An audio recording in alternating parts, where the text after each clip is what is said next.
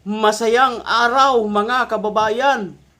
Isang good news po mula sa Senate of the Philippines. Si Pinky Lacson ay aalis na at magre-resign sa Blue Ribbon Committee. Hindi na kinaya ang mga pambabatikos ng sambayanang Pilipino. Kaya ayon, biglang tinablan. Hindi na kinaya, lalong-lalo na po ang mga tanong at ang mga birada ni Senador Rodante Marcolita. Habang nagtatanong si Rodante Marcolita, si Pinky Lacson naman ay ayon, natatamimi sa dulo. At ang mga tinatanong ni Rodante Marcolita ay hindi niya po nire-recognize. Ayun, mabuti naman, hindi na po tayo kailangang magprotesta mga kababayan, sapagkat kusa na pong bumaba si Pinky Lacson dahil hindi niya kinaya ang mga batikos ng mga Pilipino. Totoo ang sabi ni Ping Lacson na siya daw po di umano ay hindi tumatanggap ng pork barrel. Pero ayon din naman sa ating mga kababayang Pilipino, hindi ka nga tumatanggap ng pork barrel, pero ang laki naman siguro ng tinatanggap mo para protektahan yung may mga kasalanan. Kaya nagdiriwang ngayon ang sambayanan sa pag-alis po ni Mr. Lacson sa Blue Ribbon Committee sa pag-step down. Kaya nga lang, ganun pa rin, magdiwang man tayo, medyo nabunutan tayo ng tinik, ngunit andyan pa rin si Attorney Escolbocol.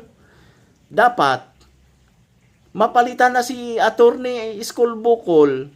Dahil kapag hindi po pinalitan si Attorney Escolbocol, ay ganun pa rin. Hindi pa rin mapapatawag kasi magdidesisyon ang Senate President. Dapat mapalitan na rin o kaya bumaba siya, matabla ng hiya. Mga kababayan, 1,000 isang lungkot, buong bansa na bulaga. Iyon, nabulaga tayong lahat ni Tito Soto at ni Senator Ping Lacson. Sana ngayon magkaroon na ng liwanag at magkaroon na ng malinaw na direksyon mga kaibabayan. Ang isinasagawang investigasyon sa Blue Ribbon Committee at sana ibalik si Senador Rodante Marcolita, yung sakalam nating senador, na magkakaroon ng direksyon ang pag-iimbestiga hanggang sa matunton ang pinakadulo ng sapot na bumabalot sa kontrobersyal na iskandalo, yung flood control project. Ngayon, nagdiriwang tayo sapagkat si Panfilo Lacson ay umalis na. Hindi niya kaya kasi hindi niya na matatanggap ang mga kritisismo. Kasi binibira daw siya ng patalikod ng mga kasamahan niya. Yung mga kasamahan niya pa ang binabaliktad niya, samantalang kapag may interview siya, binanatan niya nga si Kiko Barsaga, yung ngumingiyaw-ngiyaw doon sa ground floor. Pagkatapos, binanatan niya rin ang annoying dog na andon sa second floor. Alam niyo ba yung annoying, yung nakakabwisit? Yun ang ginawa niya sa pagbanat sa mga na bumabati ko sa kanya ngayon mga kaibigan. Ito na, magbunyi na tayong mga Pilipino sapagkat kung papalit si Senador Rodante Marcolita at mapapalitan din ang pamunuan ng Senado, tsak, sana pagbukas ng sesyon ng Senado ay palitan na ang kanilang Senate President sa kasaysayan mga kaibigan. Baka kung si Tory ilang buwan lang, si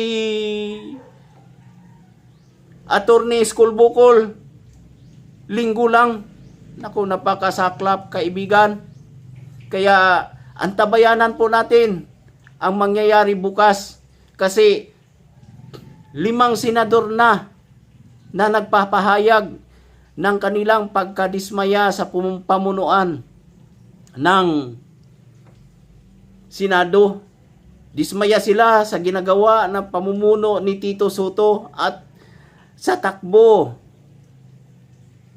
ng Senate Blue Ribbon Committee ang an aid of legislation hearing. Alamin natin bukas mga kababayan, kasi kaya pala pansamantalang itinigil ni Tuta Soto III dahil aalis na si Ping Lacson at walang magti-take over nito. Kasi baka mamaya ando na naman si Senador Rodante Marcolita sa sinasagawang pagdinig ng Senado, ay baka naman na mga muti yung chairman ng Blue Ribbon kung si Senador Rodante Marcolita. Wala pa nga doon si Chis Escudero at si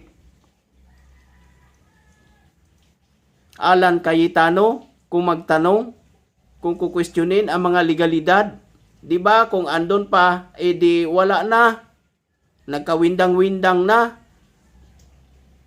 Kung Erwin Tulfo man lang ang tatayo versus Marcolita, ay wag na. Wala na.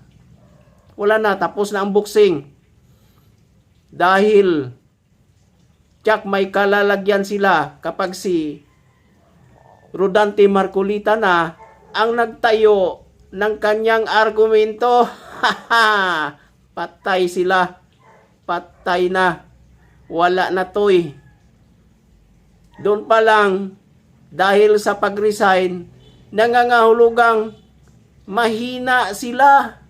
Dahil hindi nila kayang salagin, mga kaibigan, ang mga punto-punto na ibinabato at tinatanong ni Senador Rodante Marcolita. Kaya antabayanan po natin ang susunod na kabanata. Bukas na po magkakaalaman. Baka sana magkakaroon din ng palitan ng pwesto sa Senado kagaya ng Senate President. Dahil ang Senate President po natin ngayon ay hindi na incompetent. Masyado nang napag-iiwanan ng mga bagong senador. Umiiyak ka agad kapag nasasapol. Di simulan nila ang pagbubuto uli ng panibagong Senate President na may capable na manguna sa kanila. Di ba mga kababayan? Di ngayon, kapag napalitan, ito na. Mayroon nang iinit ang upuan sa Malacanang. Matutulog nang nakadapa, nakatihaya at nakatagilid. Hindi alam kung ano ang posisyon. Dahil matutumbok na sila. Kagaya doon sa Ilocos sa distrito ni Sandro Marcos, mga kaibigan, na mayroon din po pala siyang flood control project. Salamat po.